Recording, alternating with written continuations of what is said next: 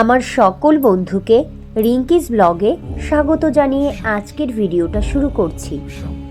শাস্ত্র অনুসারে শিবরাত্রির উপবাস করে ভগবান শিবকে প্রসন্ন করা হয়। এই উপবাসের মহিমা হলো এই উপবাস সম্পদ, সমৃদ্ধি, সুখী বিবাহিত জীবন প্রদান করে থাকে। শাস্ত্রমতে কথিত আছে এই পবিত্র দিনে মা পার্বতীর সাথে শিবের বিয়ে হয়েছিল। আবার এটিও মানা হয় এই দিনে ভোলানাথ প্রথম শিবলিঙ্গ রূপে আবির্ভূত হয়েছিলেন। মাঘ মাসের কৃষ্ণপক্ষের চতুর্দশী তিথিতে শিবরাত্রি পালন করা হয়। হিন্দু ধর্মে শিব চতুর্দশীর মাহাত্ম্য অনেক।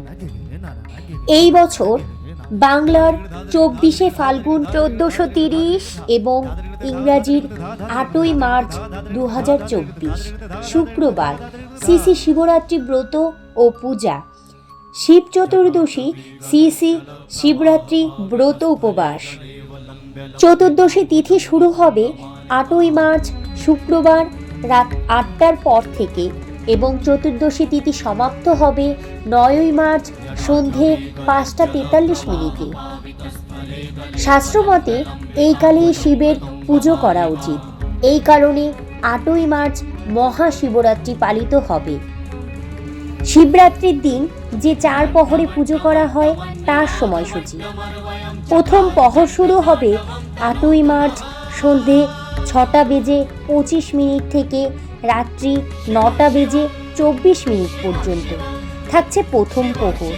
দ্বিতীয় প্রহর শুরু হবে রাত্রি 9:24 থেকে রাত্রি 12:31 পর্যন্ত।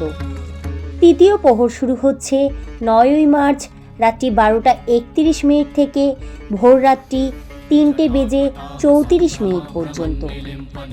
চতুর্থ প্রহর শুরু হচ্ছে 9ই মার্চ ভোর 3:34 থেকে সকাল 9:37 পর্যন্ত।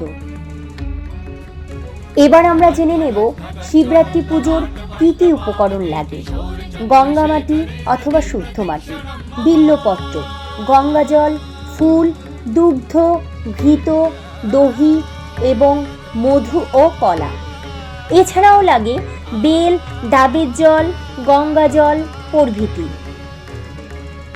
শিবের পছন্দের ফুল: বেলপাতা, আকন্দ, ধুতুরা, অপরাজিতা, কলকে ইত্যাদি ফুল শিবের খুবই প্রিয় ফুল বলে জানা যায়। তবে বেলপাতাতেই শিব সব থেকে বেশি তুষ্ট হন।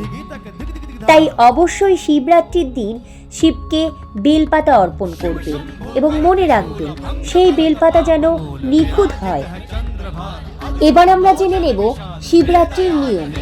ব্রতের আগের দিন হবিষ্যি অথবা নিরামিষ আহার গ্রহণ করবেন।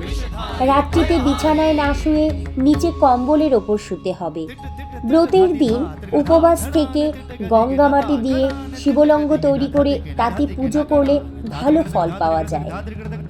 প্রথম প্রহরে দুগ্ধ, দ্বিতীয় প্রহরে দধি দ্বারা, তৃতীয় প্রহরে ঘৃত দ্বারা এবং চতুর্থ প্রহরে মধু দিয়ে স্নান করাতে হবে। ব্রতের দিন সারা রাত্রি জাগরণ করতে হবে এবং পরের দিন ব্রতকথা শুনে ব্রাহ্মণ ভোজন করিয়ে সাধ্যমতো দক্ষিণা দিয়ে তবে শিবরাত্রি ব্রত পালন করবে। মহাশিবরাত্রির পুণ্যতিথিতে নিয়ম রীতি মেনে ভগবান শিবের আরাধনা করলে জীবনের যাবতীয় সমস্যা, জ্বালা যন্ত্রণা থেকে মুক্তি পাওয়া যায়।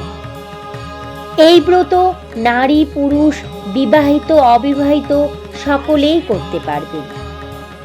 তো বন্ধুরা, আমার এই নতুন উপস্থাপনাটি আপনাদের কেমন লাগলো অবশ্যই কমেন্ট করে জানাবেন। যদি কোনো ভুল হয়ে থাকে সেটাও জানাবেন, ভুল ত্রুটি মার্জনীয়। আর যদি এরকম নিত্য নতুন কোনো ভিডিও পেতে চান তাহলে অবশ্যই আমার চ্যানেলটি সাবস্ক্রাইব করে পাশে থাকবেন। ধন্যবাদ। সকলে ভালো থাকবেন।